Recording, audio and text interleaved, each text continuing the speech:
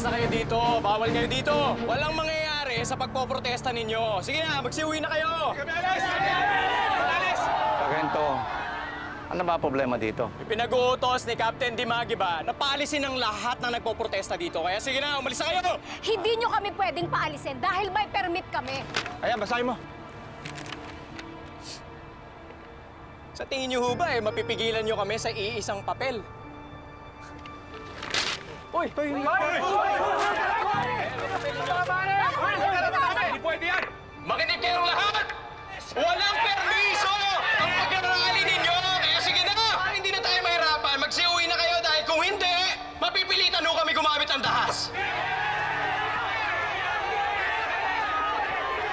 Napakabata mo, ang angas mo. Hindi mo kami papaalis dito. May kakapatan kami dito! Inuulit ko no! Binabalaan ko